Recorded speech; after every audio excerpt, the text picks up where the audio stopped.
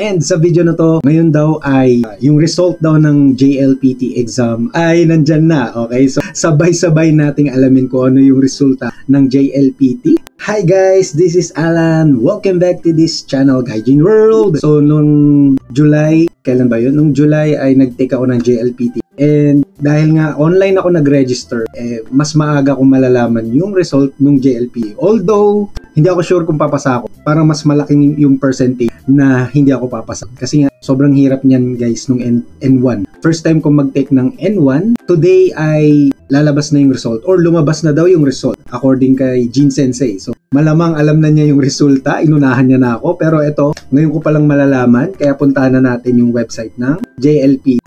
Ayan, so mag-login na tayo sa ating JLPT account. So, sino bang nag-take sa inyo ng JLPT? Okay, so puntahan na natin at huwag na natin patagalin pa dahil for sure naman na bagsak to. Pero maganda malaman ko kung ano yung weakness dun sa mga score para yun yung pag-iigihan ko at baka mag-take uli ako sa December. So, let's try na malaman. Login. Okay, ayan. So, nag-take ako nung August 21. Oo nga, no? Ayan, no? The test result for the first JLPT 2023 July is available on my JLPT from August 21. Oh my God! Huwag na natin patagalin to. Kinakabahan ako pero hindi naman ako nag-e-expect eh. Pero sana naman kahit papano, di ba? Yung result. Test result and certificate. Okay, let's see. Parang nagsasagot lang ng driving exam eh, no? Okay na, yan na. Failed! Grabe! 55! Oh my God! Napakahirap guys. N1. And ayan, fail. 55. Ayan, so ang hirap. Tingnan nyo kung gaano kahirap. Sa language, meron akong score ko 16 over 60. Then sa reading ay 15 over 6. Sa listening ay 24 over 6. Diba? Medyo pa ako sa listening. So dapat kasi ang score dito para pumasa sa language, dapat 19, at least 19. And then reading naman, 19 din. Alam ko 19 eh. Pero ang total niya dapat para pumasa ka, 100 yung scores mo. 100 pataas. Ganun siya kahirap. So at least alam na natin na kung ano yung ating pagbubutihan pa. So ibig sabihin, ito pinakamahina ako dito sa reading. Nung tinake ko siya nung July 2 nga, ang experience ko doon, ang dami kong mga kanji na ngayon ko lang nakita. Sobrang nahirapan ako sa vocabulary and reading. Doon sa reading, halos gusto ko nang sumuko. Parang gusto ko na lang hulaan kasi sobrang dami ng kanji, ang hahaba ng mga para. So, hindi ko naman din talaga ini-expect na pumasa dito. Yung N2 nga, di ba? Sabi ko, 3 years bago ko napasa. Ito kaya, mga 6 years. Ayun, so we'll try na mag-take uli siguro sa December. Ano pa ba? Nung nag-take ako, konti lang din yung mga nag-take ng JLPT N1 compared dun sa last year na nag-take ako ng N. Sobrang dami nung N2 pero pag N1 parang lang siguro less than 100 lang yung pero doon kasi kami sa area ng Gifu. So ano yung mga dapat kong i-improve? So, since alam ko naman na yung result, so kailangan mag-practice pa ako ng yung vocabulary kasi mas maraming, 'di ba nga sabi nila 10,000 vocabularies daw yung kailangan ma-memorize at dapat alam mo na yun. Dapat alam mo daw yung 10,000 vocabulary. Then sa reading naman, so kung mas marami kang kanji na alam, mas marami kang nababasa, mas malaki yung chance na mapasa mo siya. Kaya nga yung mga kaklase namin sa ECC Kanayama dati nung nag-aaral kami sa Nihongo language, halos na napa-perfect nila yung JLPT, N1 pa yun kasi yung mga Chinese na kaklase na, halos yung mga characters, yung mga kanji characters, similar sa Chinese, kaya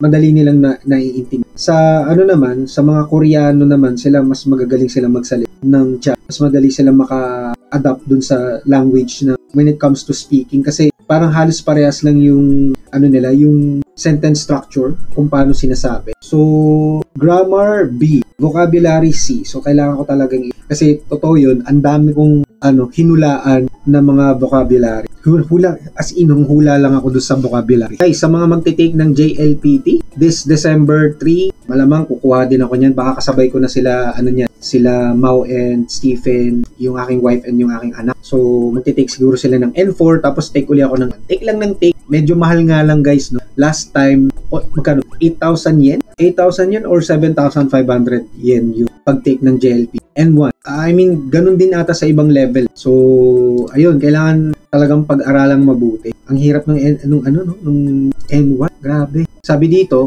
yung mga ano bang advantage daw ng JLPT pagka napasa mo yun. Yung pag napasa mo daw yung JLPT N1, makaka-receive ka ng 15 points dun sa preferential treatment pagdating sa immigration. So kapag halimbawang nag-apply ka ng visa at required na tingnan nila yung JLPT, like yung katulad dun sa pang-professional na visa, so bibigyan ka nila ng 15 points. Maximum ano yata kailangan total is 70 points or higher to receive preferential treatment sa immigration. So ibig sabihin, pag sinabing preferential treatment, pwedeng mas ma-shorten pa yung hihintayin mo para makapag-apply ka ng mas magandang visa. Let's say permanent siguro, permanent visa o permanent residence visa. And then yung N2 receive 10 points under the government point-based preferential immigration. Grabe, ano? N1, 55 over 150. Well, kung titignan naman natin yung mga previous scores ko. Ayan, so sa N2, meron akong, 3 beses kong siyang tinake. And nag-failed ako nung una, ayan, 69 over 180. Then, tumaas na siya nung sumunod na taon. December 2020, 86 over 180, pero bagsak pa din. Then, pumasa na tayo nung July 2021 yung score ko is 115 over 180. So dito, kailangan pumasa ka ng at least 100 yung score. Paano ba gagawin? Milagro siguro yun para sa pero sa inyo, malamang kung pagbubutihin ninyo yung pag-aaral. Ayan, ito yung kailangan ipasa. Ito yung kailangan nating ipasa na score. For N1, so pare-paras lang naman. Range of scores niya from 0 to 180 points. Pero ang overall pass mark for N1 is 100 points para masabing pasado ka. N2 naman is 90 points. Then N3 naman is 95 points. Mas mataas yung N3 yan, 95 compare sa N. Kasi siguro dahil nga sobrang hirap. Sobrang hirap din kaya ng N. Then range of scores is 0 to 60 points. And para maipasa mo yung bawat section, let's say, ito nga, yung language, reading, listening, kailangan maka 19 points ka. Sectional pass mark, 19 for language, vocabulary, grammar, reading, 19 points then listening, 19. Then sa N4 naman or N5 level, mas madali yung scoring niya. So, 90 points sa N4, 80 points sa N5. Yung range of score niya, iba pag N4, N5 ito. 120 points for vocabulary, pero ang passing mark niya is 38 points. Then, listening agad. So, parang combination doon sa language, vocabulary, grammar, reading, pagdating sa N4. Listening naman is 19 points. So, medyo mas mataas ang score ko nung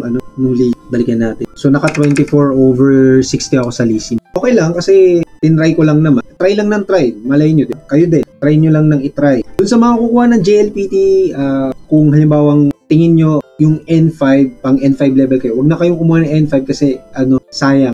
Medyo masyadong mahal yung kung dito ka kukuha sa Japan, masyadong mahal para mag-take ka na ng N4. Parang ganun. So, yun. Galingan ninyo guys at galingan natin.